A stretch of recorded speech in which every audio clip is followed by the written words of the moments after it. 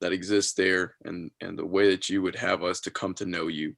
So Lord, please help that to be the goal today, and please help that to be the result today, where we can come away from this study having a deeper understanding of you and growing to know you closer.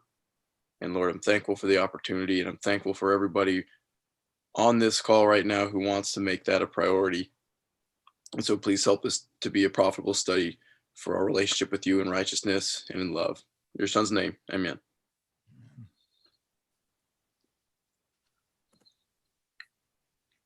All right, we'll just start off.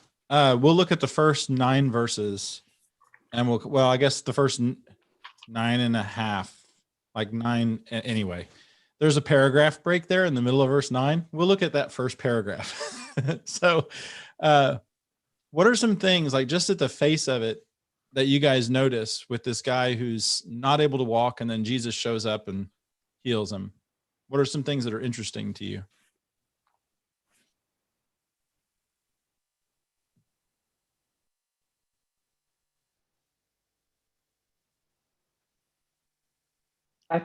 I am fascinated by, and this is just a little thing, and I don't have an answer for this, but why it was important to mention that the sheep gate had an Aramaic name as well. It's like there's got to have been a reason for that, and it's intriguing to me. And it doesn't matter to us one bit, except that it's just I would love to know, what that reasoning was, why he felt it necessary to tell them. There must have been some kind of a reason. They must have been more famous for that name or something. I don't know what it is. Jim Stevenson found some stuff, and I guess now's as good a time as any to bring it up. I had the same question, and I started looking, and some of the information that I found was that they're not sure if they've ever found this place. Like they found a couple pools, and 2 of them were linked together. They each had 2 colonnades, and then there was like a 5th one that linked. So we're not sure, like from an archaeological standpoint, if we've ever found this. We think maybe, but Jim Stevenson found some stuff, and he said that based on the information that we have, it's possible that they have found it at a different location just north of the temple, and it would have been. They found some artifacts there that suggest it was actually a Greco-Roman pool that had been dedicated to the god Asclepius, the god of healing. And perhaps, that's the location. And so from an archaeological perspective, I think it's uncertain as to where it is, but there is the potential that this was a place that was dedicated to a Roman, or maybe the Romans kind of co-opted it and it became dedicated to their god of healing. And that might help explain why you get that insert about the angel. And so Jim found that, and it does kind of change the connotation of some of the things, like why Jesus would tell the man, to not sin anymore. Where is that? Anyway, so I mean, it could be something like that. In verse 14, he says, "Sin no more, and nothing worse will happen to you." So, but yeah, I had the same question, and so the information that I found is that nobody even knows really where it is. Yeah, the reason, of course, that part of 3 and verse 4 are missing from a bunch of the translations, including this one, including the ESV, which we normally use, I think is part and parcel of this discussion, or needs to be part and parcel of this discussion, for a couple of reasons. One of which is to remind ourselves that the transmission of the text was done by human beings, and so the fascination that many of us, I think, have with it is the sort of the self-correcting, or not self-correcting, but the correcting nature of the text, where we can go back and reasonably and logically understand things that crept in with a somebody making a note in their Bible. And don't we do that, right? Don't we make notes in our Bible? The difference, of course, is that unlike us with everything from a phone camera to a good old fashioned copy machine. We have old fashioned. We have ways to take pictures of things that they only could transmit by copying things in, and so there you go. It's all of a sudden it's part of the text. The great thing is that God gave us the tools we needed to, and it's given scholars the tools that they needed to go back and say, okay, that's interesting, and it probably helps explain verse 7 especially, but it's not really part of the text. And aren't we glad that we can have confidence in the text as much for the ability to go back and assess it as for the fact that it got to, or the way that it got to us. Mhm. And it really, that conversation, when I was first taught, about the Bible and how it's been preserved and it's the Word of God, and I think all those things are true. The way that it was presented to me, it was almost as if the New Testament, really the whole Bible, just kind of like fell out of the sky. And that, nobody actually said that, but that's basically the idea, that it has always been exactly what is in the book in front of you. And it has never, there's never been any questions about it. And the reality of it is that, yeah, I think we have the Word of God. I think it is inerrant. I think it's infallible. But the process that brought it to us is much messier than the Bible falling out of the sky. And you can see, I think it brings to life the Spirit of God working with and through humanity to preserve it for us. And I love what you said about having scholars who are able to go back and say, well, hey, that's really neat, but that's not part of the text. We should appreciate that when somebody takes something out, even if it's a helpful note. If it shouldn't be there, it shouldn't be there. And so we want it gone.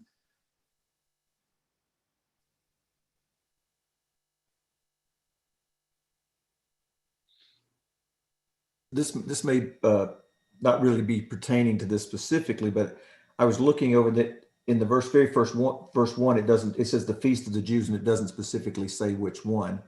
And I was doing a little bit of research, and it says basically there are three festivals that are really important: Passover, Pentecost, and the Tabernacles, or the Feast of the Booths, or whatever.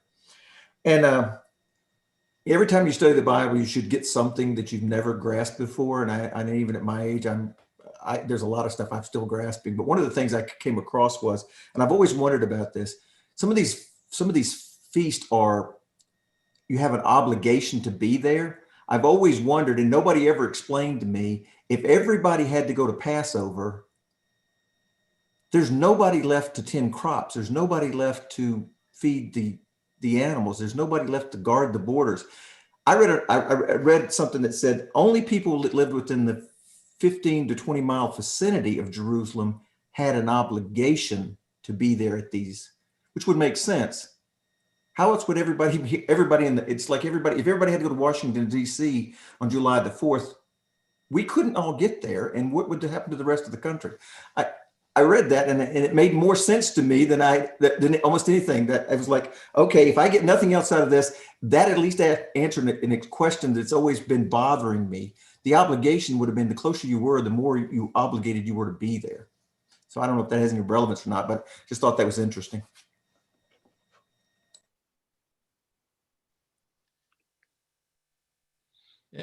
And it seems like throughout much of their history, Israel didn't keep these things anyway. And they're not really good at it. There is a place, where was it? Deuteronomy 14, talking about the tithes and the ingathering. And God makes, in Deuteronomy 14, at least, there is this talking about if Jerusalem is too far away for you to bring your crops, like if that would be a burden, Deuteronomy 14, from 22 to the end there, says, sell your crops and bring the money. And so God makes provision for stuff like that. He didn't want, the festivals were not supposed to be a burden to the people. They were supposed to be a blessing to the people. And Jesus is going to get into that discussion with the Sabbath. We'll see that here in chapter 5 and in other places. And so I do think that is something that is important to kind of highlight, that the festivals were not supposed to be a burden. The Sabbath was made for man, not man for the Sabbath, is the way Jesus will phrase that. So I think In that's fact, there's some of that section in there, Stephen, that it even says if you live way out and you can even take things that you have there and have your own feast with your own family and and enjoy it. And it gets more problematic from our modern day view even for that. I don't want to go into that right now, but the reality is that it's feast to us. I think we sometimes are a little guilty of making out these feasts as though they were only some sort of spectacle or some sort of religious rite, where the idea of feasting really is feasting. It's there's supposed to be joy built into it.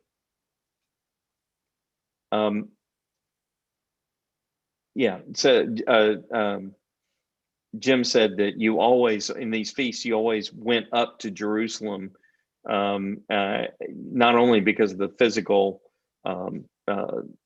topology of the land, but also because it was where God resided, which I think is a great way of saying that.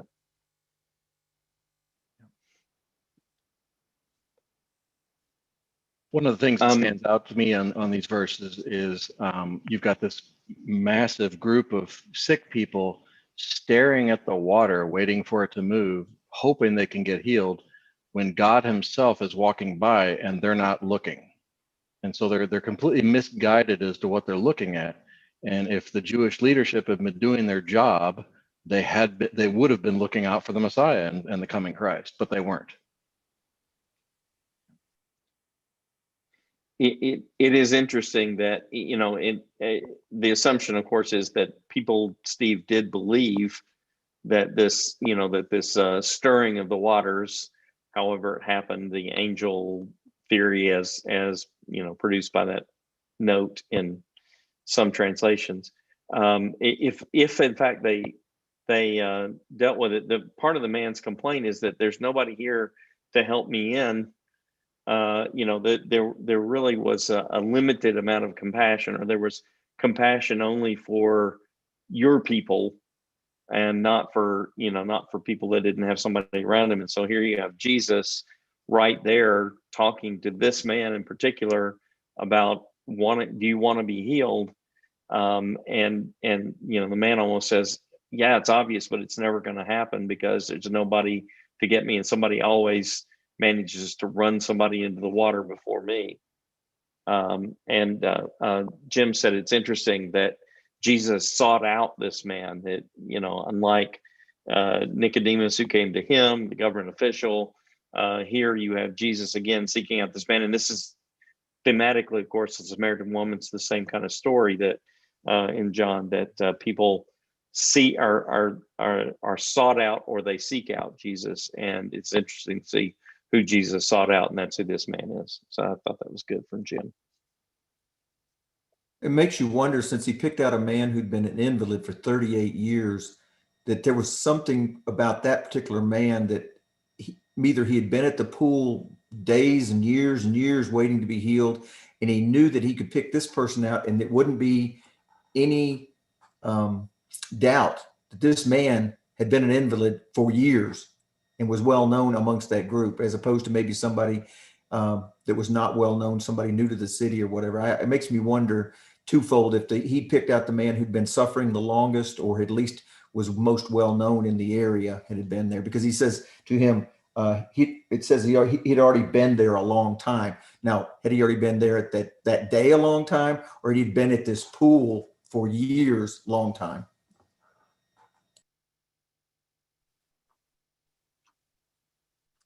There was one guy that I read, I can't remember the author's name.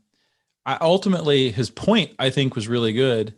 He said that this is similar to what you see in John chapter 2, where the water that was in the ritual washing pots could never be mistaken for the new wine of the kingdom.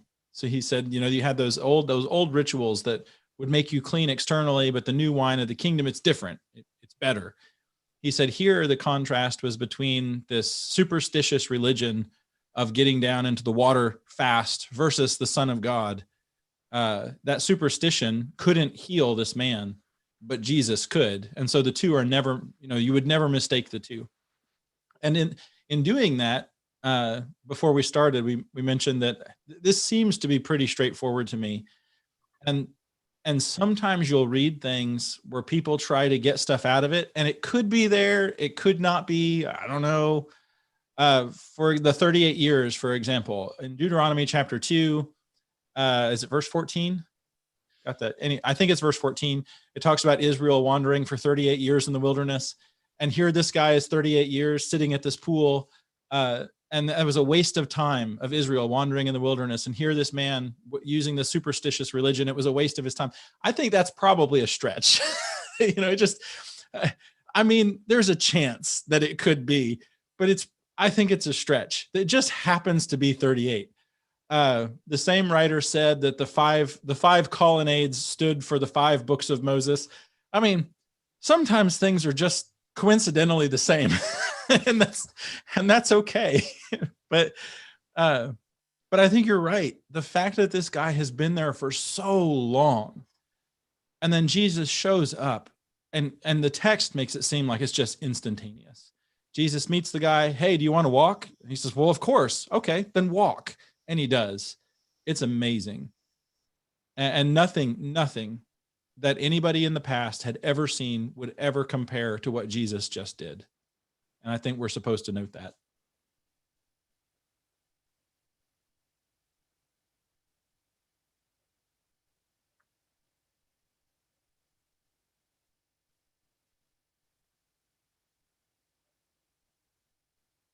It's also possible that, I think it's probable that Jesus sought this guy out because it was on the Sabbath.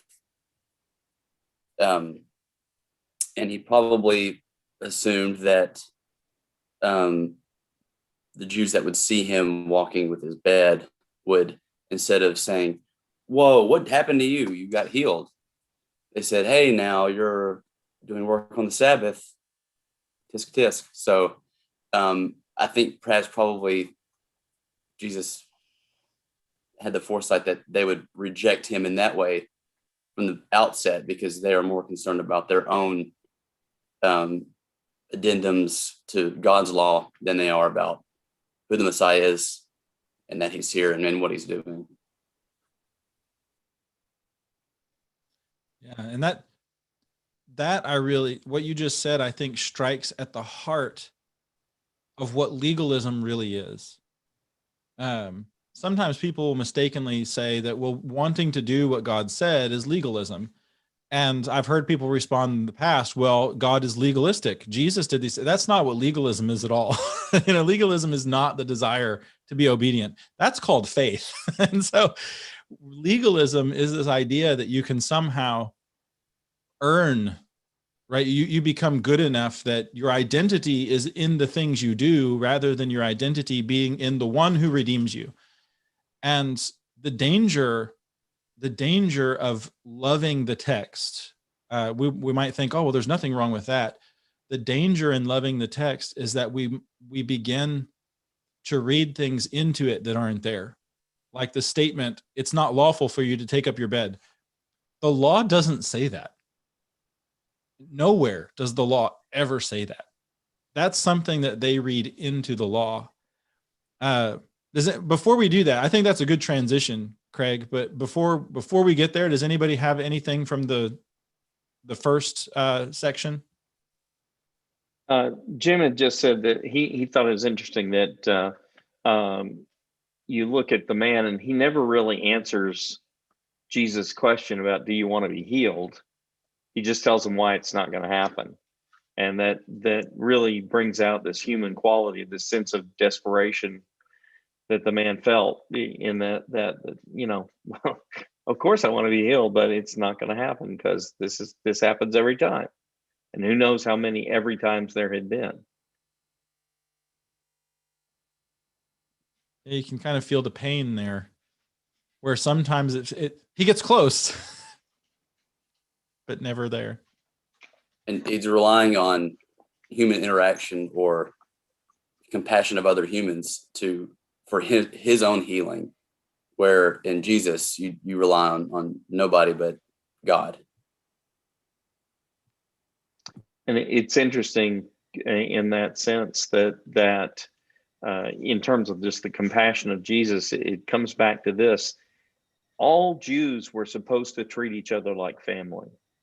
It was one of the core ideas of being one of the children of Israel, is that literally everybody is your brother. And I mean, that informs a lot of the things that we see in Jesus, or that I think that we forget about when certain things come about, such as the, who's my neighbor question, and those kinds of things. And literally in the Old Testament, the Jews are told they're all your family, you're all brethren. And so here you have this man, and everybody, it so appears at least, that everybody had a friend or a family member that rushed them to the water whenever they saw this thing, in belief that they'd be healed or whatever. And nobody was doing it for this guy. He's there, and he says, I'm basically all alone, so it's never going to happen for me.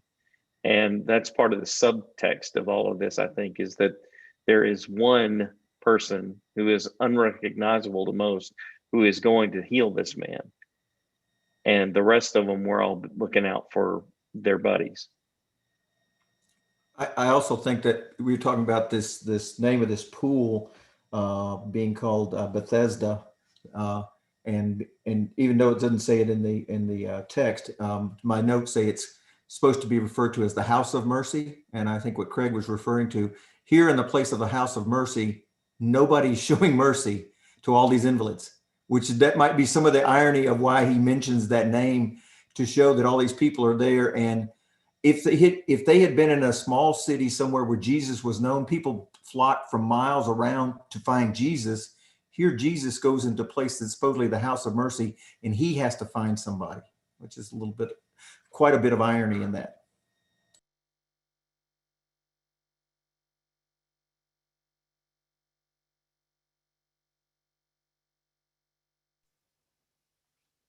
I think that's why judgment comes upon Edom, right? Because they didn't treat their brother Israel well. So I think there's powerful message there, and that is ironic. It's the house of mercy. Okay, so the Sabbath. I think Craig gave us a good transition there to the Sabbath. And it is interesting that Jesus sought this man out on the Sabbath. He could have found him the day before, but he chooses this day to go seek the man out. And so the Jews, and that's one of those words that sometimes it's difficult to tell who's being talked about. Typically when it's used in a situation like this, it is the religious leaders and the teachers who hold strictly to the traditions, and it's not just referring to a Jewish person. And so you're looking at a particular group of people, and their response to the man is, you're not supposed to be carrying your bed. What a terrible response. So what do you guys think about that? What's going on?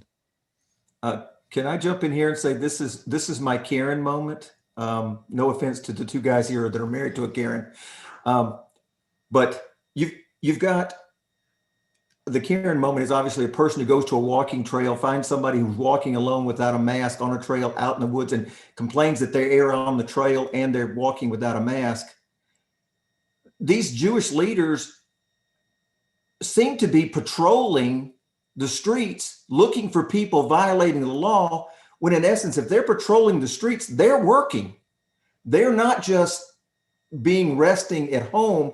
They are being hypocrites because they're out working to make sure other people aren't working. I think this is in our modern day vernacular, this is a Karen moment for the Jewish Pharisees. Yeah. But go ahead. Please go ahead. I was just going to mention that something that Jay had said. He said it would seem like lifting someone into the pool would have been a lot more work than a guy carrying his mat. It seems like, that sort of belies the honesty of what these guys were doing and criticizing. And I was just going to say to Stephen's point earlier about legalism. Any in the past that any kind of legalism that I might have experienced in the past, or anyone that I've known that I feel like could be legalistic, they do tend to look for faults in others that are not a direct contradiction to doctrine or what the scriptures say.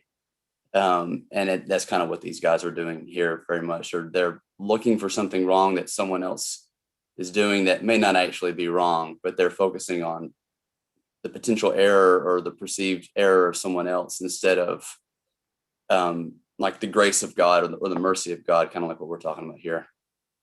Yeah, that was my biggest takeaway from this entire passage. Was it made me think honestly of Acts 3 and 4, where the lame man is healed and they're arrested and taken before the council. And there's just so much danger in that legalistic approach, or just in the way that you look at these aspects of something good.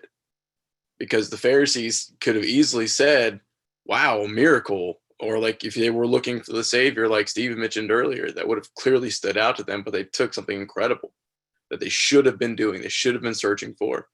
And they, because of their bias, were able to turn that not just into something negative, but they were able to turn that into, in their minds, something evil, something sinful that needed to be judged and needed to be punished. And the same kind of concept as we saw when there was a healing from the apostles in Acts 3 and 4. They did not know what to do with these men because something amazing happened and they couldn't deny it. But they still, because of their bias, couldn't acknowledge the fact that this was a miracle. Clearly, this was divine. And none of us are immune to that. And it's been the case all the way from Jesus' time and far beyond since the beginning of time. The Jews, these, like the Pharisees and those groups of people, they're so adamant in their rejection of Jesus, in their arrogance. Could any of that be attributed to like any type of class system at the time? A lot of these people that are getting healed or that are being preached to are poor, probably uneducated. If any of the more wealthy or Pharisees or the more well-off people had started following Jesus or were healed or anything like that, and I'm sure he did have followers that were more wealthy, but would they have undergone the same scrutiny from the Pharisees that this guy that had been lame for 38 years had? I don't want to make too big of a stretch, but I always kind of wanted that too. Is any of that part of their prejudice of, oh, these people are just poor, they don't understand the scripture, they don't know what they're doing, let's just point out something bad they're doing? I will say that when they first attacked the man for carrying his bed, they don't even know who's healed him, and he doesn't even know who's healed him. So in this particular case, I don't know that that's the case, but I do think what I went back and in Jeremiah, it said, do not bear a burden on the Sabbath day or bring it to the gates of Jerusalem. Well, that would look to me like that the criticism is you're not supposed to be doing work like you do any other day. And then Nehemiah put people at the gates to keep people from bringing their goods in and out of the city on the Sabbath. So you take those prohibitions of somebody doing commerce, and now they've translated it down to, as you said, what if one of these people fell in the pool? Would their law be that you couldn't save? That, I guess Jesus goes back about pulling the animal out of the pit. Somebody falls in the pool, you're not supposed to go in and get them because that's what work. I think that's the hypocrisy of what they've done with God's law and made it a burden to carry normal things that you have to go for everyday living, and make it something that was not intended to. I think that's the biggest criticism, I think, and I think Jesus points it out repeatedly to them.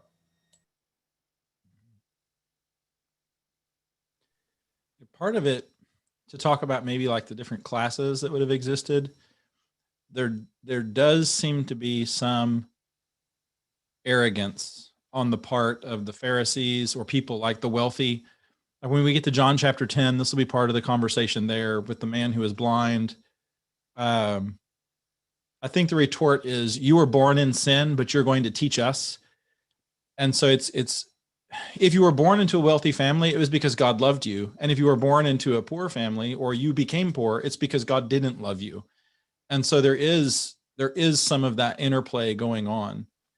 And I don't know that that's really highlighted here so much as it would be later, like in John chapter 9 or something.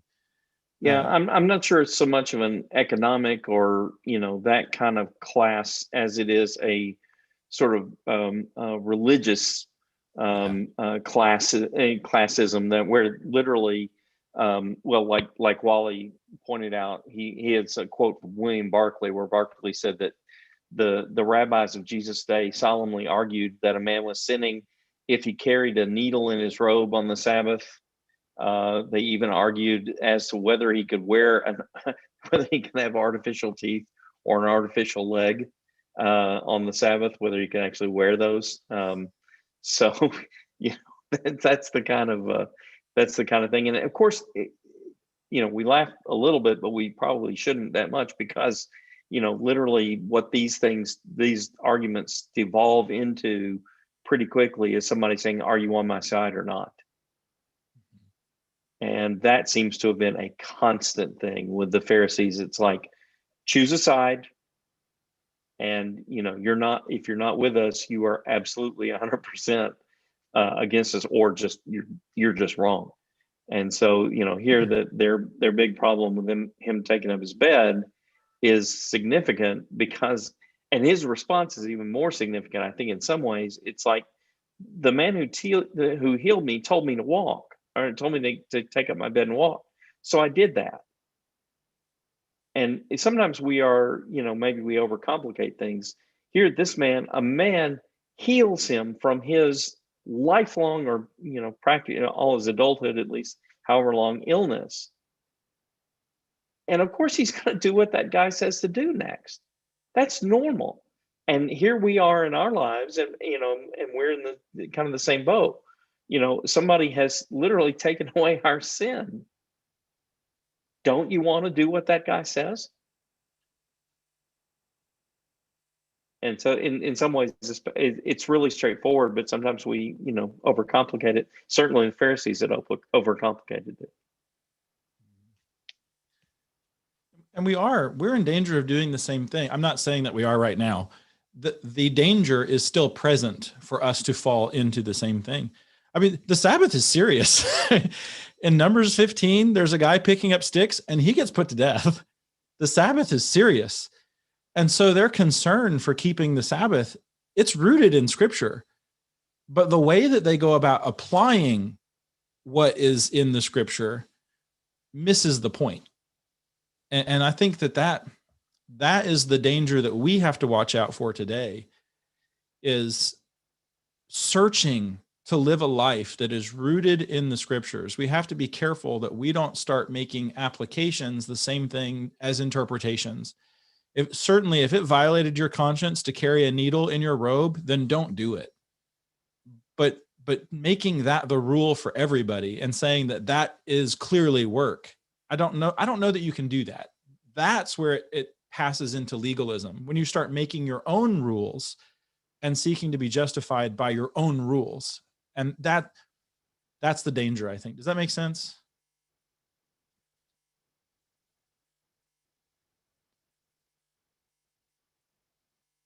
So the guy doesn't even know who Jesus is. What do y'all think about that next section there, verse 13 through verse 17?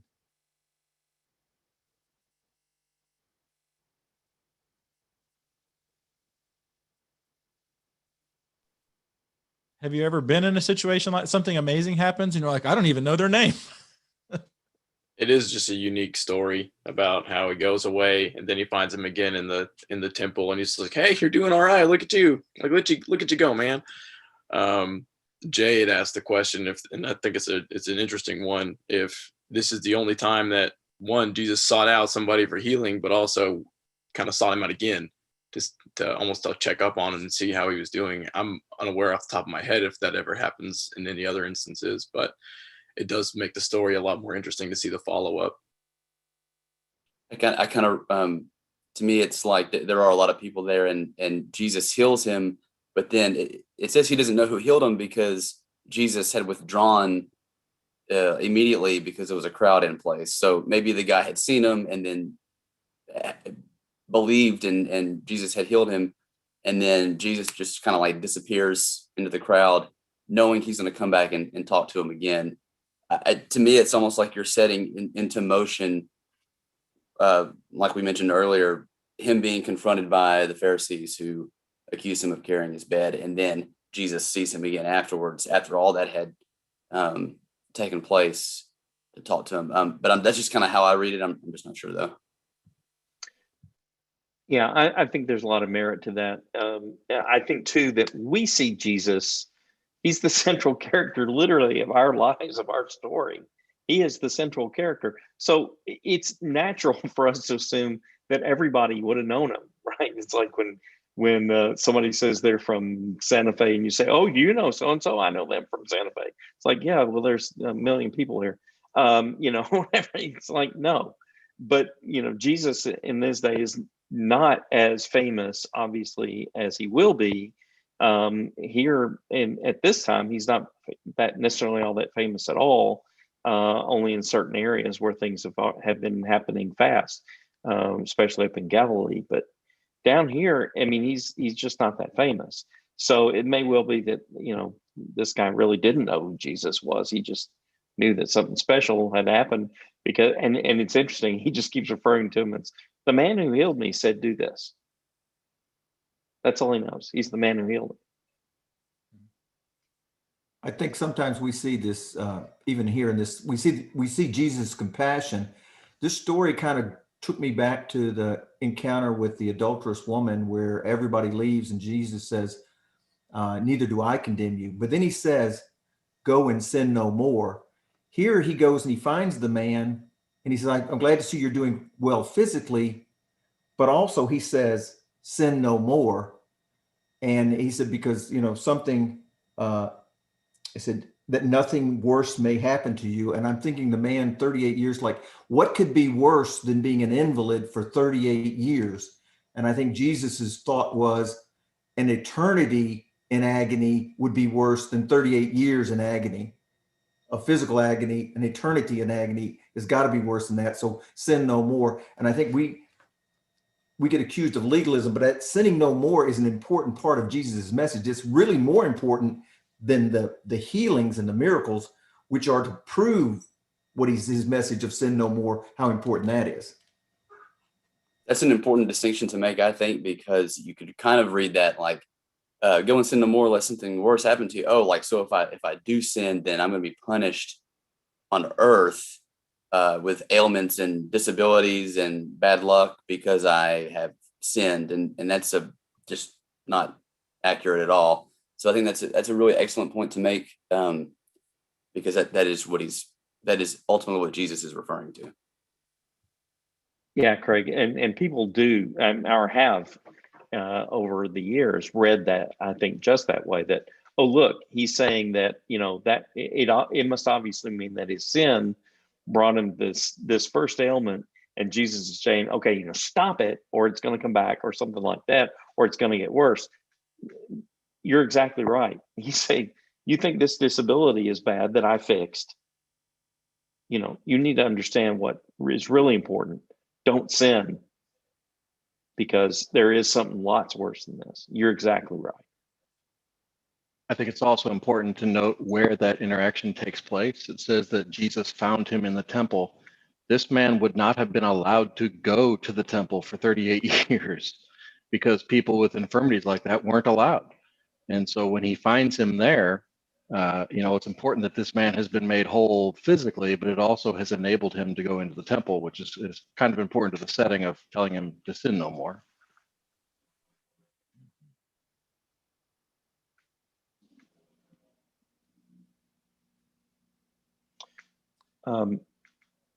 Bob had pointed out that it is still important to recognize, and both Bob and Wally, that we're talking in many cases about when they accuse the man of breaking the law, and then by extension Jesus eventually, they keep doing that about things that were their regulations. And Jesus, of course, is going to go one step further and maintain that it is lawful on the Sabbath to do good. And so, the massive scribal regulations were built around the idea of figuring out how to, prohibit or put the net around anything anybody's going to do. And this would naturally bring Jesus, who was focused on doing good, into conflict with these authorities who were just concerned about whether or not you broke, Section A, subsection 1, Codex B, or whatever, that they were so intrigued with their tiny regulations that was more important than whether you got the right thing to happen.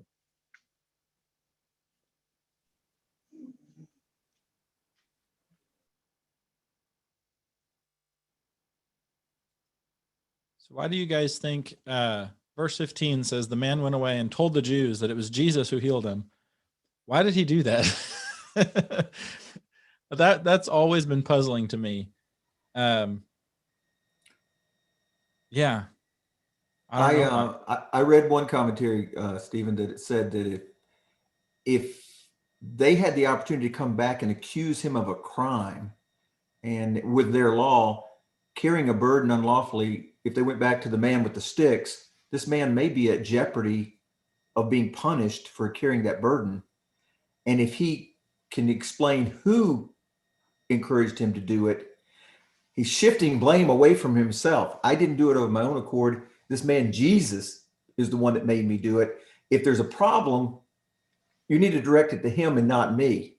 And I don't know that he was doing it maliciously, but he lives in Jerusalem and he may have to be around these people. And it may have been just his way of answering the court, as it were, for the charges that have been brought up against him. Yeah, you do get the impression that he was being asked in verse 12. They were wanting to know who said, "Take up your bed and walk," and they saw. You can just get the impression that there's a little hustle and bustle going on, and maybe a little commotion because of maybe they did know who he was, like Tom mentioned before. So he's just getting asked, and Jesus approached him. It's like, oh, it was Jesus. It was this guy, and so he could have kind of been defending himself. He could have also, I think Stephen's point a while ago, he could have, or excuse me, Tim, I think maybe was said it, been saying, well, he's the guy who healed me. I'm just going to do whatever he said, So yeah, Jesus is the one who healed me. I'm following that. If somebody, I think there could be a level of exuberance to that. Yeah, especially if it's a pretty simple command. Take up your bed and walk away. Like, okay, and he finds him in the temple. So I mean, this doesn't say Jesus said go to the temple. That's where the guy went, to Steve's point earlier. So maybe you can make an assumption on this guy's faith. Maybe he's wanted to go in there the past 30 years and hasn't, like Steve said, or maybe it's that in a combination of I need to be in the temple now. I've just been healed, or that's where I feel like my heart takes me.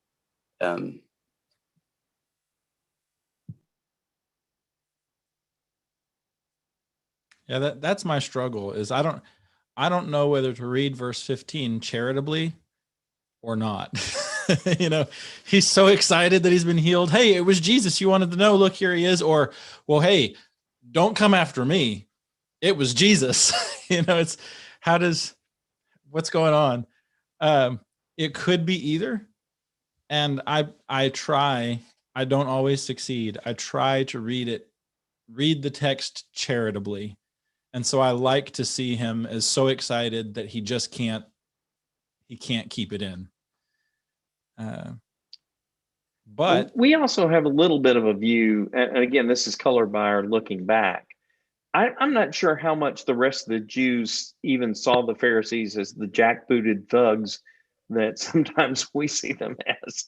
That we look back and we have rear view mirror of totalitarianism and other things that we've seen in a world where these people, in their limited view of their very small view of the world, just might not have seen the Pharisees as the autocratic bad guys in, that we see with our Western views. I don't know that to be the case, but I think about that in terms of these things, that this man just, he may have answered the question pretty straightforwardly without the idea that, oh, they're going to go after Jesus, or they're even necessarily that they're really going after me.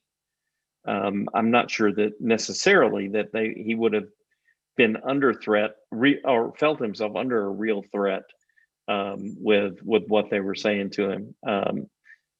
I don't know for sure, but I think there is enough doubt there that we can read it charitably. What's the possibility he was going to them to basically say, kind of like the woman that we talked at the well who ran into the city? Maybe he's going back to them and said, I found the guy, and now I know who he is, and his name's Jesus. You wanted to know, here's who he is.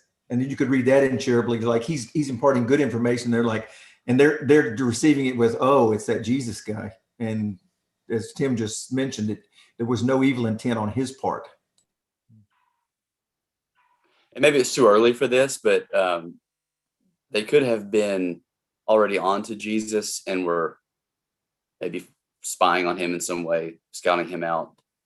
I'm not sure that really applies here because it is fairly early, I think. And also they made a beeline to this guy carrying his bed, saying, why are you doing it on the Sabbath? So it was about this silly thing that they thought he was doing on the Sabbath. So I'm not sure if they had already known this about Jesus, because at the end it says, and this is why they were persecuting Jesus, because he was doing these things on the Sabbath.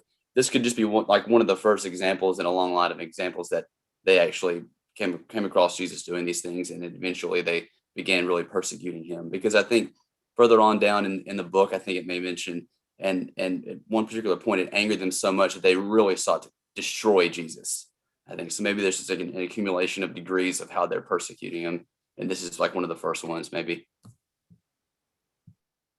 Yeah, the way the text reads here, it does seem like there is a real.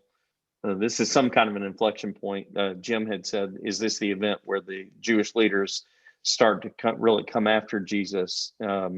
He's drawn their ire in some ways before, probably the cleansing the temple in particular. But this really does seem to be something of a turning point. And I think Craig's right. I think probably not so much before this, but I mean, it's, the next verses we're going to read, it seems very, very straightforward that after this, they've got a real serious problem with Jesus after this.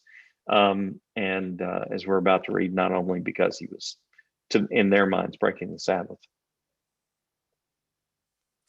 Yeah, and this is actually a good stopping point to get to verse 18. We'll just pick up there next time. Does anybody have any closing comments before we finish up? I did want to make a comment about verse 17 where he says, because I always struggle with this. My father's working until now, and I am working, and I really didn't get a good grasp on that. And I kind of tried to look at that, and I caught a couple of people that had made some comments which made it a little more clear for me. And one was like, even on the Sabbath, the sun shines, the rivers flow, babies are born, people die. God's processes there don't stop. And in creation, even though he made everything and he rested on the Sabbath, he was still judging mankind. He was still loving mankind. He was still merciful. He was still compassionate. Those comments to me made that verse a little more clear, that he's not violating the Sabbath by trying to break the laws that were set, but he still has to be compassionate. He still has to show mercy. He still has to do the things for mankind that he was sent for, just like his father was. And when I read those verses, it made that a lot clearer to me, because I've always kind of struggled with that. I kind of scratched my head. The Father's working. I couldn't really visualize what God was actually doing on the Sabbath. And then sometimes when you read what others people say, it kind of makes it a little clearer. And he's like, I'm doing the same thing my father is doing. I'm not out plowing a field against the Sabbath, but I saw an opportunity to show compassion and mercy in a place called the House of Mercy where nobody was doing it, and I did it. So,